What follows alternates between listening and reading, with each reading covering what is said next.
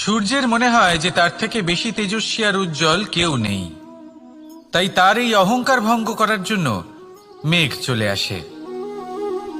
তারপর এই মেঘের অহংকার বেড়ে যায় যে তার থেকে বেশি ঘন আর কেউ নেই। তারপরে বাতাসের একটা প্রবল দমক আসে আর মেঘেদের ছিন্ন ভিন্ন করে দিয়ে চলে যায়। তখন বায়ুর অহংকার বেড়ে যায়, আরো ভাবে যে তার থেকে বেশি শক্তিশালী আর কেউ নেই। এই দমকা বাতাস যখন বিশাল এক পর্বতের সাথে ধাক্কা খায়, তখন সেই বাতাসের অহংকারও চূর্ণ বিচূর্ণ হয়ে যায়। তারপরে পর্বত ভাবে যে তার থেকে বেশি ধীর আর শক্তিশালী আর কেউ নেই। তখন পৃথিবীতে ভূমিকম্প হয় আর সেই বিশাল পর্বত চূর্ণ বিচূর্ণ হয়ে যায়, তারও অহংকার ভেঙে যায়। এবার ধরিত্রীর অহংকার হতে থাকে। ধরিত্রী বলে যে আমার উপর সবকিছু টিকে রয়েছে, আমার থেকে বেশি শক্তিশালী আর কেউ নেই। একটা ছোট্ট ইঁদুর আসে, মাটিতে গর্ত করে আর মাটি ধসিয়ে দেয়। ধরিত্রীর অহংকার ভেঙে যায়। এর তাৎপর্য হলো সরল, এই সংসারে অহংকার কখনো স্থির থাকে না, এই অহংকার ভাঙবেই। এটা হলো সাংসারিক চক্র। আমাদের নিজেদের জীবনে কর্তব্য পালন করতে হবে, কর্ম করতে হবে, কিন্তু অহংকার নয়। যে ব্যক্তি এটা বুঝতে সক্ষম হন তাকে জ্ঞানী বলা হয়, আর যে মানুষ এটা বুঝতে পারেন না তিনি সারা জীবন শোধ প্রতিশোধ মান অভিমানের এই চক্রে আটকা পড়েন। এবার আপনি কি এই চক্রে আটকে থাকতে চান, নাকি জ্ঞানী হয়ে উঠতে চান? সেই চয়ন আপনারই। আসুন আর আমার সাথে ভালোবেসে বলুন, রাধা রাধা। কোনো যোদ্ধা জন্ম থেকে যোদ্ধা হন না, তিনি যোদ্ধা হবেন কিনা চয়ন করেন। তিনি যোদ্ধা হবেন বলে তখনই স্থির করেন যখন তিনি পিছু হটবেন না বলে দৃঢ় প্রতিজ্ঞ হন। যদি ওনার সামনে অশুভ কিছু হয়, তার বিরোধিতা করতে দৃঢ় প্রতিজ্ঞ হন, তবেই তিনি যোদ্ধা হতে পারেন। কেউই যোদ্ধা হয়ে এই পৃথিবীতে জন্মগ্রহণ করেন না। আপনি কি হতে চান? সেই দর্শক হতে চান যারা যুদ্ধভূমিতে বসে থেকে অন্য কারোর জয়ে উচ্ছ্বাস প্রকাশ করেন, নাকি সেই যোদ্ধা হতে চান যিনি নিজের শৌর্য দিয়ে বীরত্ব দিয়ে পরাক্রম প্রদর্শন করেন এবং যার প্রশংসা যুগ যুগ ধরে হয়ে চলে? সিদ্ধান্ত আপনারই। আসুন আর আমার সাথে ভালোবেসে বলুন, রাধা রাধা।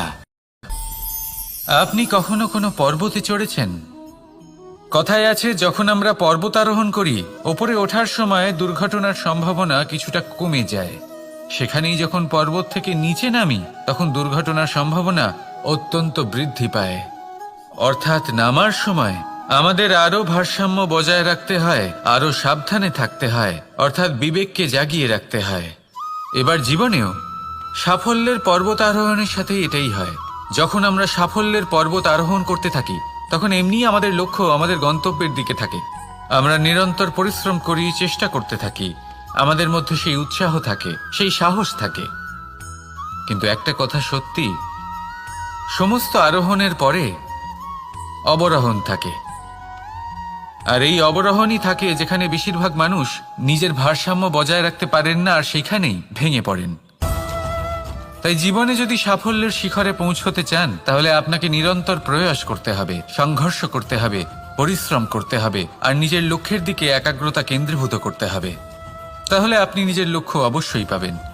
কিন্তু যখন অবরোহণের সময় আসবে, যা নিশ্চিত রূপে আসবেই, তখন আপনাকে সংঘর্ষ করতেই হবে, ধৈর্য ধরতেই হবে, সাবধানে থাকতেই হবে, ভারসাম্য বজায় রাখতেই হবে।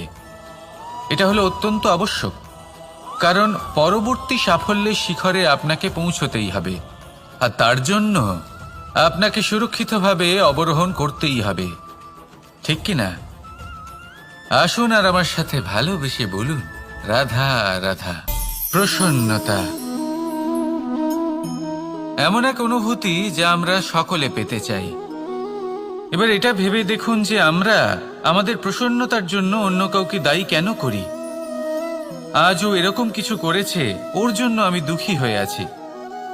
আজও এমন কিছু করলো যার ফলে আমার মন প্রসন্ন হয়ে উঠল।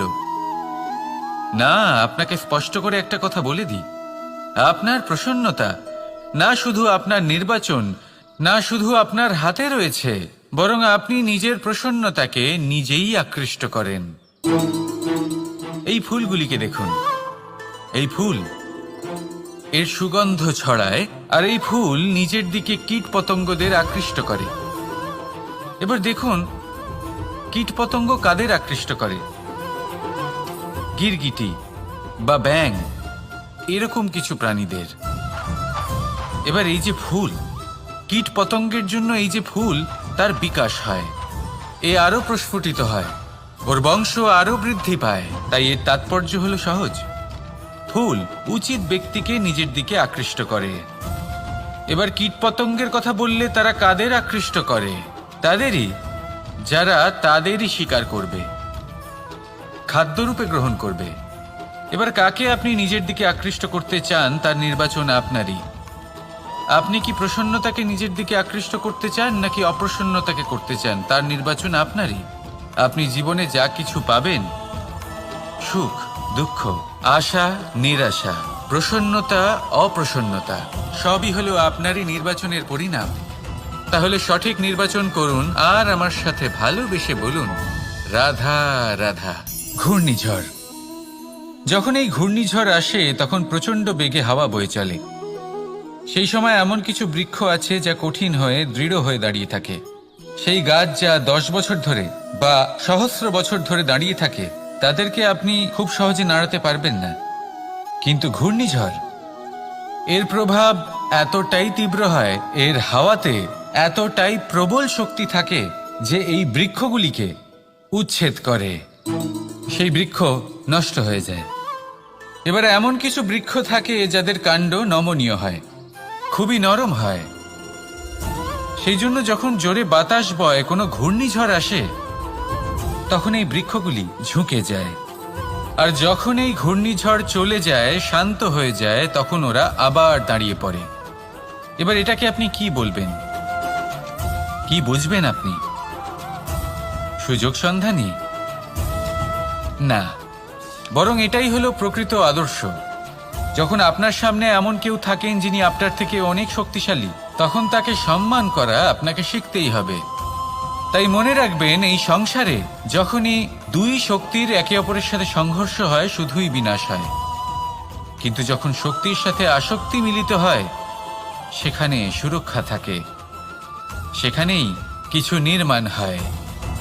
তাই আসুন আর আমার সাথে ভালোবেসে বলুন, রাধা রাধা।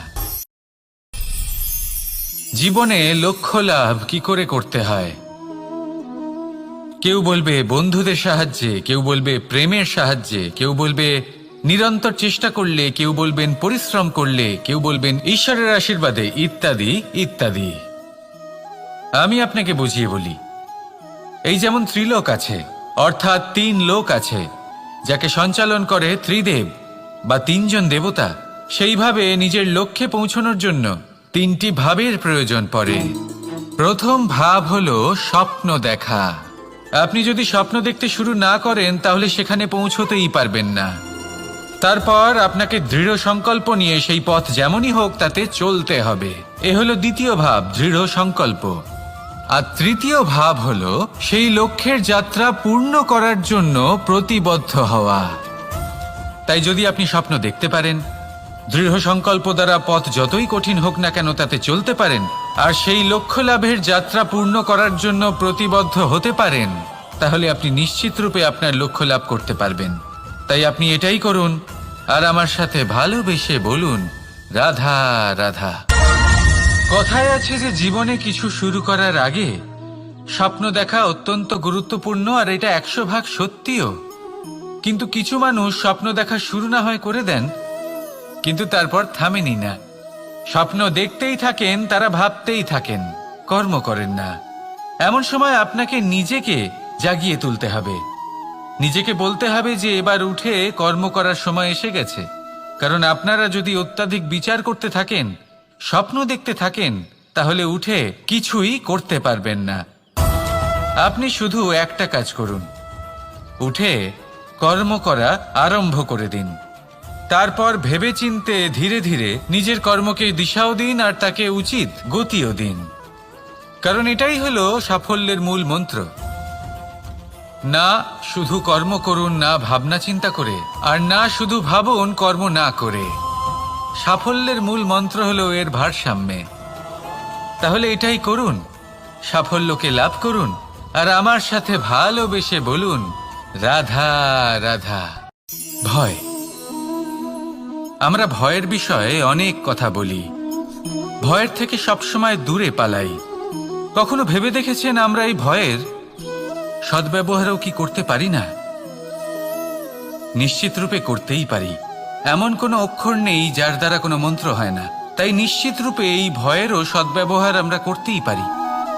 নির্ভর করছে আপনার দৃষ্টিভঙ্গির ওপর, আপনার প্রতিক্রিয়ার ওপর। ভয় যখন সামনে আসে দুটো পথ থাকে। প্রথমটা হলো ভয়ভীত হয়ে চুপচাপ পালিয়ে যাওয়া, আর দ্বিতীয় পথ সেই ভয়ের সম্মুখীন হওয়া। সেই ভয়ে ডুবে গিয়ে দেখুন এমন কি আছে যা আপনাকে পিছনে টেনে রাখছে। নিজের সাহসকে জাগিয়ে তুলুন, নিজেকে আরো শক্তিশালী বানিয়ে তুলুন, নিজেকে আরো শ্রেষ্ঠ বানিয়ে তুলুন, আর আপনার সামনে যা আছে সব প্রাপ্ত করে নিন। সেই ভয়, আপনি তার থেকে পালিয়ে যেতে চান নাকি তার সম্মুখীন হয়ে নিজেকে আরো শ্রেষ্ঠ বানাতে চান? সেই চয়ন আপনারই, প্রতিক্রিয়া আপনারই, দৃষ্টিভঙ্গি আপনারই। আসুন আর আমার সাথে ভালোবেসে বলুন রাধা রাধা। কখনো কোনো বনে আপনি আগুন লাগতে দেখেছেন? এমন ভয়ানক আগুন লাগতে পারে সমস্ত বন জ্বালিয়ে দিতে পারে। সেখানে যে বনস্পতি পাওয়া যায়, সেখান থেকে যে ঔষধি পাওয়া যায়, সব কিছু নষ্ট হয়ে যায়। যে পশু পাখি পাওয়া যায় বেশিরভাগই নিজের প্রাণ হারিয়ে ফেলে, আর যারা বাকি থাকেন তারা নির্বাসিত হন। কিন্তু কখনো ভেবে দেখেছেন এই বনে আগুন লাগে কি করে? ছোট ছোট শুকনো পাতার কারণে, শুকনো ডালের কারণে, সেগুলো যেগুলো কখনো গাছের অংশ ছিল। সবসময় মনে রাখবেন, গাছ আমরা কুড়ুল দিয়ে কেটে থাকি, কিন্তু গাছ কখনো কুড়ুলের ডগা দিয়ে কাটা যায় না। বরং এই যে হাতলটা আছে, তাতে যে শক্তি লুকিয়ে রয়েছে, এই শক্তির দ্বারা গাছ কাটা হয়। এবার বলুন, এই যে হাতল, এ কি দিয়ে তৈরি হয়? স্বয়ং গাছের দ্বারাই। এর থেকে আপনি কি শিক্ষা পেলেন? যদি কেউ আপনজন হন, যে আপনার কোনো দরকারে লাগছেন, সেই কারণে তাকে নিজের থেকে দূরে করবেন না। যদি তার সাহায্যের প্রয়োজন হয় তাহলে তাকে সাহায্য করুন, যদি তার সঙ্গের প্রয়োজন হয় তাহলে তাকে সঙ্গ দিন। নিঃস্বার্থভাবে আপনজনদের বিকাশের পথে নিয়ে যান। নিজের স্বার্থ অনুসারে আপনজনদের নিজের জীবনে রাখবেন না। আসুন আর আমার সাথে ভালোবেসে বলুন রাধা রাধা। দীপাবলি আমাদের সবথেকে বড় উৎসব। শ্রীরাম রাবণকে পরাস্ত করে 14 বছরের বনবাস কাটিয়ে আবার অযোধ্যায় ফিরে এলেন অমাবস্যার রাত্রে। অযোধ্যায় সবাই খুব প্রসন্ন ছিলেন, খুবই উৎসাহিত ছিলেন। অযোধ্যায় সহস্র প্রদীপ প্রজ্বলিত করা হয়েছিল এই উৎসবে। একে আমরা দীপাবলি বলে থাকি। এবার এই বিষয়ে আমরা সকলে জানি। আপনি কি এটা জানেন যে শ্রীরাম বাস্তবে অমাবস্যার এক রাত আগেই অযোধ্যায় পৌঁছে গেছিলেন? সবার সামনে অমাবস্যার রাতে এসেছিলেন। এর কারণ কি? শ্রীরাম প্রমাণ করতে চেয়েছিলেন যে যে কোনো সময়, দিন হোক বা রাত, শুভ বা অশুভ হয় না। শুভ অশুভ কিছু থাকলে তা হলো মানুষের চিন্তা, তার ভাবনা, তার নির্বাচন আর তার কর্ম। নিজেই দেখে নিন, শ্রীরাম শুভ কাজ করে ফিরেছিলেন এবং অমাবস্যার মতো গভীর এক রাত্রিকেও দীপাবলিতে পরিবর্তিত করেছিলেন। এমনটাই যদি আমরা করতে পারি, তাহলে এমন কোন গৃহে যান যেখানে অসহায় ব্যক্তি রয়েছেন, যা অন্ধকারাচ্ছন্ন, আর সেখানে প্রকাশ প্রজ্বলিত করুন। প্রকাশ সহায়তার, প্রেরণার, আশার। যদি এমন কিছু আমরা করতে পারি, তাহলে তাকে প্রকৃত অর্থে দীপাবলি বলা যেতে পারে। তাহলে নিজের পরিবারের সাথে দীপাবলি পালন করুন, আপনাদের শুভেচ্ছা জানাই। আসুন আর আমার সাথে ভালোবেসে বলুন, রাধা রাধা। লক্ষ্যে পৌঁছানো অত্যন্ত কঠিন হয়। কেউ ভাবেন যে কেন এত কঠিন হয়, কেন এত কষ্ট করতে হয় লক্ষ্যে পৌঁছানোর জন্য। এই লক্ষ্য সরলভাবে কেন আমার কাছে চলে আসে না? চলুন আপনাকে একটা কথা বলি, যদি আপনার লক্ষ্য কঠিন না হয় তাহলে তাকে পাওয়া আপনার পক্ষে অসম্ভব হয়ে উঠবে। লক্ষ্যে পৌঁছানোর এই রাস্তায় আপনি যে কড়া রোদের সম্মুখীন হন, যার থেকে আপনি দূরে পালাতে চান, সেই রোদ আপনাকে প্রেরণা যোগায় যে আপনি এগোতে থাকুন। ভাবুন একজন যাত্রী যে কিনা নিজের লক্ষ্যের দিকে যাচ্ছেন, সেই পথে উনি যদি একটু ছায়া পেয়ে যান আর উনি ওখানে বিশ্রাম নেন, তাহলে তার সাথে তার ভাগ্য গভীর নিদ্রায় সেখানে বিলীন হয়ে যায়। তাই পরিশ্রমের করা রোদের থেকে কখনো দূরে পালাবেন না। জীবনে শুধু সামনে এগোতে থাকুন দৃঢ়তার সাথে। আর লক্ষ্য সরল হোক, কঠিন হোক বা অত্যাধিক কঠিন হোক, একটা কথা মনে রাখবেন, যে জীবনের লক্ষ্যে পৌঁছতে পেরেছে সে লক্ষ্য প্রাপ্তির জন্য আফসোস কখনোই করে না। রাধা রাধা। এই সংসারে সাফল্য লাভ করার জন্য জ্ঞানের প্রয়োজন হয়, পরিশ্রমের প্রয়োজন হয়, দৃঢ় নিষ্ঠার প্রয়োজন হয়, নিরন্তর চেষ্টা করা প্রয়োজনীয়। কিন্তু আরো কিছু আছে যা অত্যন্ত প্রয়োজনীয় এবং গুরুত্বপূর্ণ। তা হলো ভালো বন্ধু। তাদের থাকা অত্যন্ত প্রয়োজনীয়। যদি ভালো বন্ধু থাকে তাহলে সময় এলে তারা ঢাল হয়ে আপনাকে সুরক্ষা করবেন। সময় এলে অস্ত্রের মতো শত্রুকে সংহারও করবেন। যদি তিনি জ্ঞানী হন, তাদের মধ্যে সদ্গুণ থাকে, তাহলে এই সব গুণ আপনার মধ্যেও প্রবেশ করবে। তাহলে সাফল্যের জন্য ভালো বন্ধু পাওয়া অত্যন্ত প্রয়োজনীয়। কিন্তু শুধু বন্ধু কেন, ভালো শত্রুও থাকা প্রয়োজনীয়। এবার আপনি ভাববেন, এ আমি কি বললাম? যদি আপনার জীবনেও ভালো অর্থাৎ শক্তিশালী শত্রু থাকে, তাহলে আপনিও শক্তিশালী হতে থাকবেন। এই শত্রু আপনাকে প্রেরিত করবে আরো বেশি শক্তিশালী হয়ে ওঠার। কখনো কোনো হরিণকে দেখুন, তীব্র গতিতে দৌড়তে থাকে। কেন তীব্র গতিতে দৌড়য়? এই কারণে নয় যে কোথাও তার জন্য মধুর ঘাস অপেক্ষা করে রয়েছে, না। সে এই কারণে তীব্র গতিতে দৌড়য় কারণ সেটা না করলে তার পেছনে একটি সিংহ আছে যে ওকে নিজের ভোজন করে ফেলবে। তাই জীবনে বিপদ, সংকট, এই সবকিছুও হলো অত্যন্ত গুরুত্বপূর্ণ। তার সম্মুখীন হতে শিখুন আর আমার সাথে ভালোবেসে বলুন, রাধা রাধা। ধৈর্য। এই ধৈর্য কি কোনো গুণ, কোনো অনুভূতি, কোনো দৃষ্টিভঙ্গি? আমার জন্য ধৈর্য এক বাহন। আপনি হয়তো ভাবছেন, এ কেমন বাহন? বাহন তো ঘোড়া হতে পারে, হাতি হতে পারে, উটও হতে পারে, কিন্তু ধৈর্যকে বাহন বানানো মানে? চলুন আপনাকে একটা কথা বোঝাই। পৃথিবীতে এমন কোনো বাহন নেই যে তার আরোহীকে আছড়ে ফেলেনি। সেটা উট হোক বা হাতি হোক বা ঘোড়া হোক, চলতে চলতে কখনো নড়বড় করেই বসে। তারপর সেই আরোহী পড়ে কারোর পায়, তারপর পড়ে তার নিজের নজরে। কিন্তু ধৈর্যরূপী বাহন কখনো কাউকে ফেলে না, কখনো না। না সেই আরোহী কারোর পায়ে পড়ে আর না তো নিজের নজরে। কারণ ধৈর্য আপনাকে বিবেক প্রদান করে।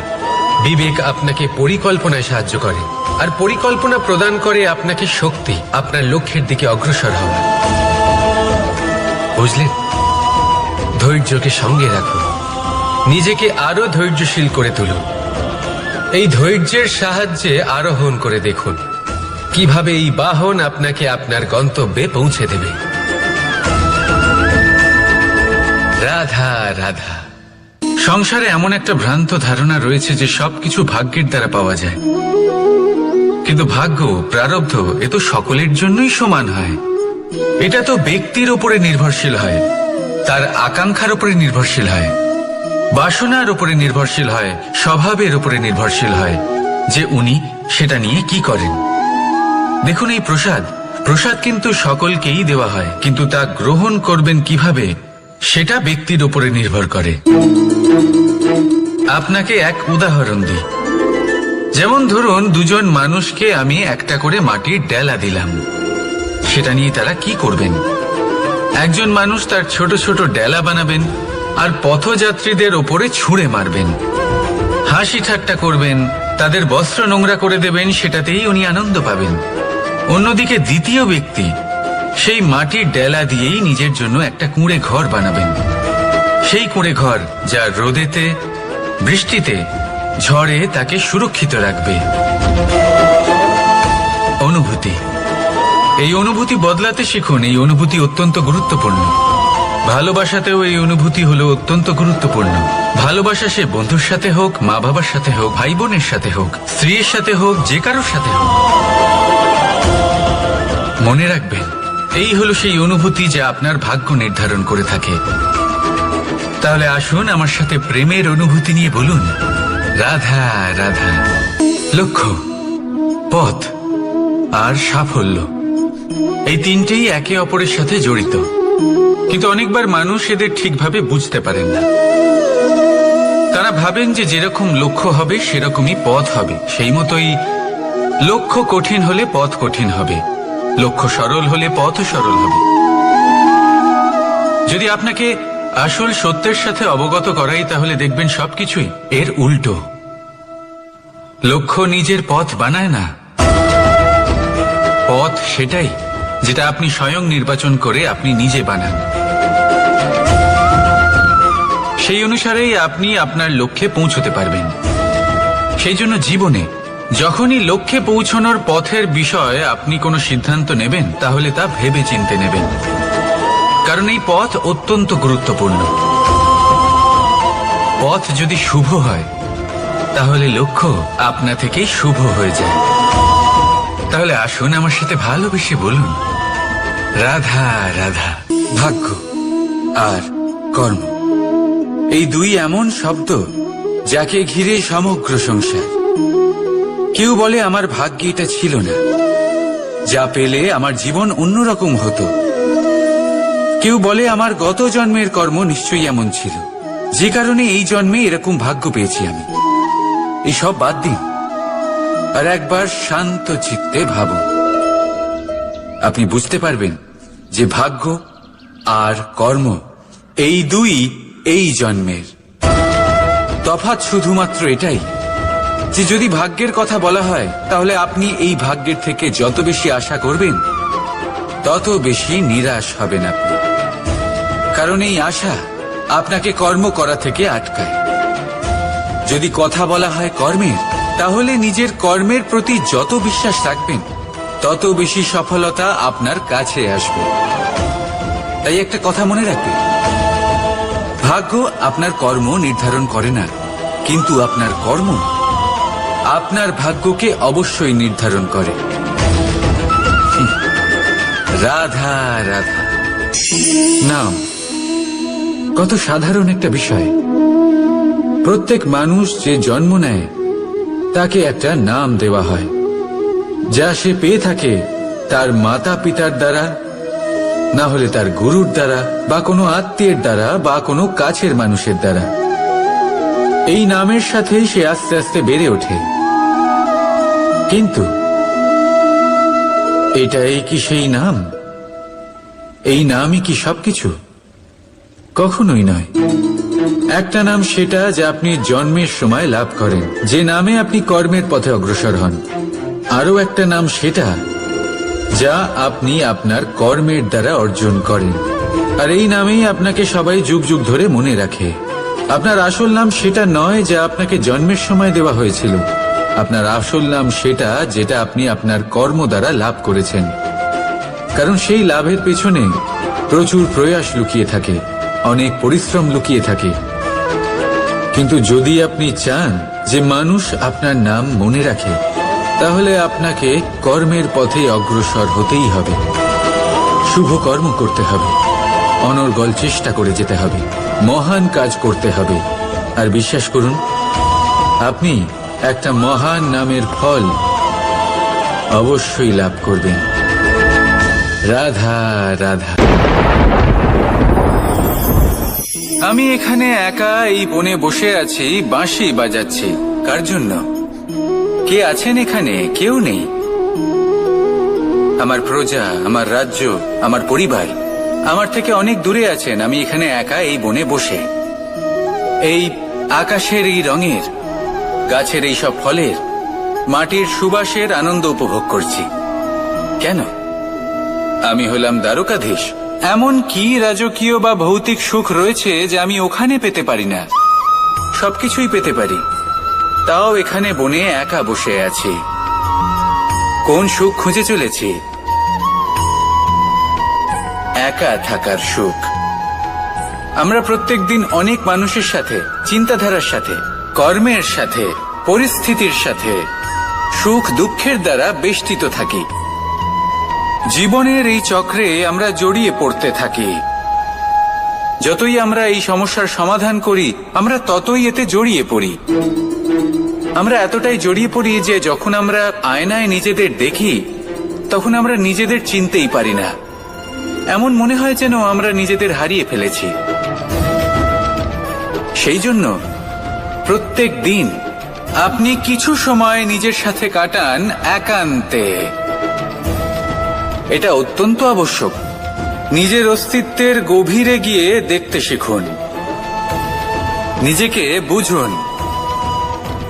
অদ্ভুত শান্তির অনুভূতি হবে। যেমন এই বায়ু, এই বৃক্ষ, এই পুষ্প, এই নিসর্গ, এদের মতো আপনিও কখনো একলা হতে শিখুন। কখনো নিসর্গের একটা অংশ হয়ে দেখুন। এই মন প্রসন্ন হয়ে বলবে রাধা। একবার একটা শেয়াল বনে বিচরণ করছিল। ও একটা ছোট্ট শাবক দেখতে পেল। ও ভাবলো আজ একেই আমি খাবার হিসেবে গ্রহণ করব। আশেপাশে দেখলো কেউ দেখছে না তো, কেউ ছিল না। আর সেই শাবকের ওপর আক্রমণ করলো, যা হলো একটা ঘোর অপরাধ। বনের নিয়ম অনুসারে আপনি কখনোই শাবকের ওপর আক্রমণ করতে পারেন না। তারপর এই খবরটা যখন রাজা সিংহ জানতে পারলেন, সভার আয়োজন করলেন। কিন্তু সেখানে শেয়াল বলল, আমি তো এরকম কিছু করিনি। কিন্তু যদি আপনি এরকম বলেন, কোনো প্রমাণ দিন, এর কোনো সাক্ষী আছে? তখন রাজা সিংহ পেঁচাকে ডেকে পাঠালেন, যে সেই মুহূর্তে বৃক্ষের শাখার ওপর বসেছিল। সে সব কিছু দেখেছিল। পেঁচা সব সত্যি কথা বলল, আর শেয়ালকে মৃত্যুদণ্ড দেয়া হলো। এবার এই কাহিনী আমি আপনাকে কেন শোনালাম? কারণ মানুষও কখনো কখনো এরকম কর্ম করেন যা শিয়াল করেছে। এটা ভাবেন কেউ দেখছে না, যখন আমি অনুচিত কর্ম করতেই পারি। কিন্তু না, আপনি যাই করুন না কেন, কেউ না কেউ অবশ্যই তা দেখছে। কোনো ব্যক্তি না হলেও কোনো প্রাণী, না হলে কোনো যক্ষ বা দেব বা প্রেত। যদি এনারা কেউ না দেখেন, তাহলে ধরিত্রী মাতা দেখেন, যেখানে দাঁড়িয়ে আপনি সেই কর্ম করছেন, তাই না? তাই একটা কথা সবসময় মনে রাখবেন, কে দেখছেন কে দেখছেন না সেই বিষয়ে ভাবা ছেড়ে দিন। এটা খুব সহজ কথা। আপনি যদি উচিত কর্ম করেন, উচিত ফল পাবেন। যদি অনুচিত কর্ম করেন, তাহলে আপনি অনুচিত ফল অবশ্যই পাবেন। সেই জন্য উচিত পথে চলতে থাকুন, উচিত কর্ম করতে থাকুন, আর আমার সাথে ভালোবেসে বলুন রাধা রাধা। বাহ, পুষ্পের সুবাস আমার খুব ভালো লাগে। অত্যন্ত সুন্দর হয় এই পুষ্প। এইভাবে চারিদিকে পুষ্প দেখে মন আনন্দিত হয়ে ওঠে। এবার আপনারা ভেবে দেখুন, আমার চারিদিকে পুষ্প নয়, আগুন আছে। তাহলে কি হবে? আমার শরীর কি জ্বলে যাবে না? অবশ্যই জ্বলবে। শরীরকে কি আগুনের তাপ সহ্য করতে হবে না? অবশ্যই সহ্য করতে হবে। এটাই হলো প্রকৃতির নিয়ম। এই নিয়ম কিন্তু আমরা সবাই জানি, কিন্তু আমাদের মধ্যে বেশিরভাগ মানুষ এই বিভ্রান্তি নিয়ে বাঁচি যে এই যে প্রকৃতির নিয়ম, তা আমার ওপর প্রযোজ্য নয়। তা কিন্তু নয়। আমাদের চতুর্দিকে এই যে নিসর্গ রয়েছে, আমরা তার কতটা ক্ষতি করি সেটা একবার ভেবে দেখুন। আমরা বনাঞ্চল জ্বালিয়ে দিই, বায়ু দূষিত করি, জল দূষিত করি, প্রাণীদের হত্যা আমরা করি। কেন? এই নিসর্গ আমরা নষ্ট করি, যদিও আমরা জানি যে আমরাও হলাম এই নিসর্গেরই অংশ। এবার দেখুন, শরীরের কোনো অংশে যদি আগুন ধরান, আস্তে আস্তে সমস্ত শরীরও জ্বলে যাবে। সেইভাবেই নিসর্গ যদি নষ্ট হয়ে যায়, তাহলে মনুষ্য জাতিও নষ্ট হয়ে যাবে। তাই এই যে নিসর্গ আপনি দেখছেন, এই পুষ্প, এই বৃক্ষ, বায়ু, জল, এদের সকলকে রক্ষা করুন, নষ্ট নয়। মনে রাখবেন, যদি নিসর্গ থাকে মানুষ থাকবে, যদি নিসর্গ থাকে তাহলেই জীবন থাকবে। আসুন আমার সাথে ভালোবেসে বলুন, রাধা রাধা। কারই না পছন্দ বলুন তো? অত্যন্ত সুস্বাদু হয় এই মধু, মিষ্টি খেতে হয় এবং তা শক্তিও প্রদান করে। এবং প্রত্যেকটি মিষ্টি পদার্থের মতোই এতেও খুব তাড়াতাড়ি পিঁপড়ে ধরে যায়। অন্যদিকে যদি নুনকে দেখি, তাহলে বছরের পর বছর রাখলেও এতে পিঁপড়ে ধরে না। এবার যদি কথা বলি বন্ধুত্বের, তাহলে বন্ধুত্ব নুনের মতো হওয়া উচিত, মধুর মতো নয়। যারা সামনে এলে শুধুমাত্র মধুর মধুর কথা বলবে, পরে এতে পিঁপড়ে ধরে যাবে, এটা নুনের মতো হওয়া উচিত। প্রকৃত বন্ধু হলো সে যে সময় এলে পরে আপনার সামনে আপনার প্রকৃত সত্য তুলে ধরবে, তা সে যতই কঠিন হোক না কেন। আপনার দোষ, আপনার অপগুণ, আপনার খামতি আপনাকে বলতে পারবে, যাতে আপনি সেগুলো শুনে মেনে নিয়ে তারপর নিজেকে শুধরোতে পারেন। এটাই হলো প্রকৃত বন্ধুত্ব। কখনো নিজের জীবনের আশেপাশে মন দিয়ে দেখবেন, অনেক সময় এমন মানুষ থাকেন, অনেক বন্ধু থাকেন, যাদের দেখে আমাদের মনে হয় যে এনারা খুব কঠোর, এনাদের কথা খুব কটু। কিন্তু বেশিরভাগ এমন মানুষের মনটা যদি বুঝতে পারেন, তাহলে দেখবেন তাতে কোনো মালিন্য নেই, এনাদের মন অত্যন্ত পবিত্র হয়। যদি আপনার জীবনেও এমন কোনো ব্যক্তি থেকে থাকে, এমন বন্ধু থাকে, তাহলে তাদের আগলে রাখুন আর আমার সাথে ভালোবেসে বলুন, রাধা রাধা। যতক্ষণ আমরা এই সংসারে জীবিত, ততক্ষণ আমাদের সাথে সবকিছু থাকে। আমাদের ধন, সুখ স্বাচ্ছন্দ্য, আমাদের মিত্রগণ, আমাদের পরিবার, এই সমাজ, এই সবকিছু আমাদের সাথে থাকে। যেদিন আমরা এই সংসারকে ত্যাগ করব, এদের মধ্যে কেউ আমাদের সাথে যাবে না, না ধন, না স্বাচ্ছন্দ্য, না সম্পত্তি। এই সকল মানুষ, এই সমাজ, এরা শুধুমাত্রই শ্মশান পর্যন্ত আমাদের সাথে থাকতে পারবেন। তারপরে যদি আমাদের সাথে কিছু যেতে পারে, তাহলে তা শুধুই আমাদের ধর্ম। আর এই সংসারে আমরা নিজেদের যে সুনাম রেখে যাই, সেটা সম্ভব শুধুমাত্র কর্মের দ্বারা। সেই জন্য সংসারে যতদিন পর্যন্ত জীবিত আছেন, যদি কিছু অর্জন করতে চান, তাহলে ধর্ম অর্জন করুন, ধর্মের বিষয়ে স্পষ্টতা অর্জন করুন এবং কর্ম অর্জন করুন। এটাই হবে আপনার অতীত এবং এটাই হবে আপনার ভবিষ্যৎ, এবং এটাই সকলকে প্রেরণা প্রদান করবে। আসুন আমার সাথে ভালোবেসে বলুন, রাধা রাধা। কোনো যাত্রায় যাব বলে মনে করি, তখনই আমরা প্রস্তুত থাকি আসন্ন বিপদের জন্য বা সংকটের জন্য। যেমন যদি আমাদের মনে হয় যে আজকের পরিবেশ খুব ঠান্ডা হবে, তাহলে আমরা গরম বস্ত্র ধারণ করি বা সেটাকে সাথে নিয়ে যাই। যদি মনে হয় যে বৃষ্টি হতে পারে বা বৃষ্টি হয়ে চলেছে, আমরা দেখছি, তাহলে আমরা একটা ছাতা সাথে নিয়ে নিই। আমরা প্রস্তুত থাকতে চাই এবং এটাই উচিত, এবং সেই কারণেই আমরা যাত্রায় সাফল্য লাভ করি। কিন্তু যদি আমরা কথা বলি জীবনযাত্রা নিয়ে, যা কিনা সব থেকে বেশি গুরুত্বপূর্ণ, তাহলে তার জন্য আমরা পূর্ণরূপে প্রস্তুত থাকি না। আশেপাশের মানুষ, এই সমাজ, আমাদের সাথী, আমাদের মিত্ররা যে কোনো মুহূর্তে বদলে যেতে পারেন। সেই জন্য আমরা নিজেদেরকে কখনো সাবধান করি না, কখনোই নিজেদের প্রস্তুত করি না। আমাদের এটা কখনোই মনে হয় না যে এরকম হতে পারে, আর সেই কারণেই শেষে গিয়ে আমরা অত্যন্ত দুঃখ পাই। একটা অমূল্য শিক্ষা আছে যেটা আমাদের লাভ করা উচিত, সতর্ক থাকা উচিত। এই জীবনযাত্রার জন্য শুধুমাত্র এই পরিবেশের বিষয়ে তথ্য সংগ্রহ করা বা তাকে অনুমান করা, এটুকু হলেই চলবে না। আমাদের আশেপাশের মানুষজনকে দেখতে হবে, তাদের স্বভাব পরিস্থিতির ওপর নজর রাখতে হবে। যখন তারা রং পাল্টাচ্ছেন, নজর রাখতে হবে, তা অত্যন্ত আবশ্যক। পরিবর্তন আপনার জীবনে অবশ্যম্ভাবী, সঠিকভাবে তার সম্মুখীন হন। আসুন আমার সাথে ভালোবেসে বলুন, রাধা। এই সংসারের সব থেকে বড় সুখ কি? কেউ বলবেন নিজের লক্ষ্য প্রাপ্ত করা, কেউ বলবেন ধন উপার্জন করা, কেউ বলবেন নিদ্রাই সব থেকে বড় সুখ, কেউ বলবেন রাজ্য লাভ করা, আবার কেউ বলবেন মাতার হাত থেকে খাবার খাওয়া, আদি ইত্যাদি। কিন্তু যদি সত্যি কথা বলি, এই সংসারের সব থেকে বড় সুখ হল সেবা করা। কখনো কাউকে সেবা করে দেখুন। এই সেবা দ্বারা অন্য কোনো মানুষের আশীর্বাদ লাভ করাতেই সুখ রয়েছে। আপনার সেবা ভাব দ্বারা যখন কোনো মানুষ নিজের অন্তরাত্মা থেকে আপনাকে আশীর্বাদ করে, তার থেকে বড় সুখ আর কিছুই নেই। কারণ প্রত্যেক মানুষের মধ্যে ঈশ্বর বাস করেন। নরের সেবাই হল নারায়ণের সেবা। নিষ্কাম সেবা করাই হল সব থেকে বড় সুখ। তাই নিজের অন্তরে সেবার এই ভাব জাগ্রত করুন। যে সুখের কথা আমি বলছি, সেই সুখ অনুভব করেই দেখুন। এই মন সুপ্রসন্ন হয়ে বলবে, রাধা রাধা। বাহ, পুষ্পের সুবাস আমার খুব ভালো লাগে।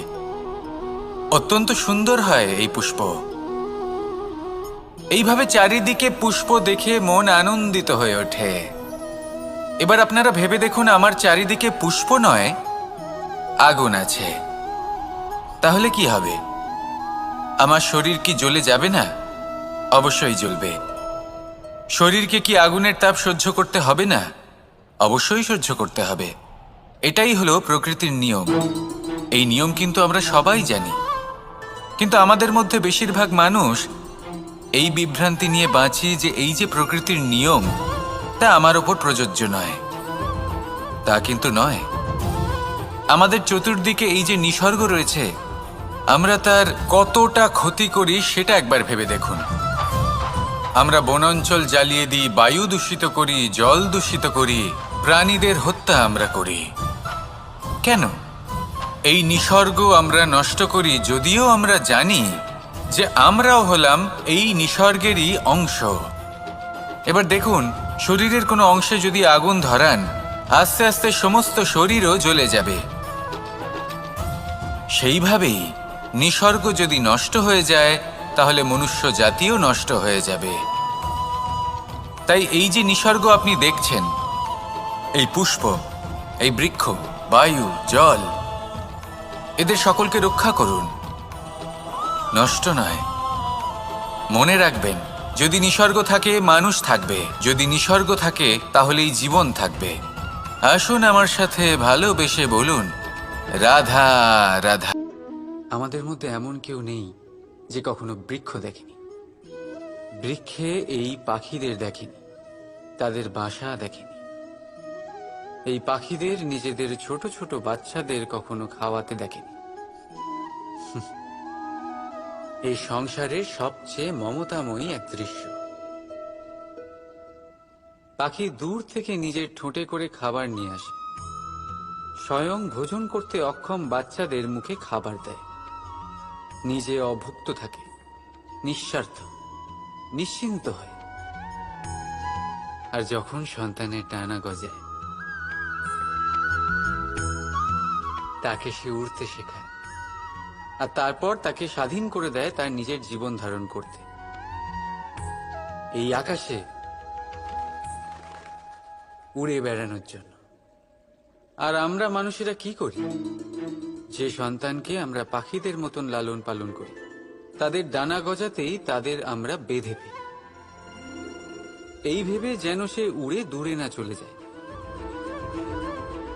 এই নয় যে এই অবস্থায় মাতা পিতার সন্তানের প্রতি প্রেম থাকে না, অবশ্যই থাকে, কিন্তু তাতে প্রেমের থেকে মোহ বেশি প্রাধান্য পায়।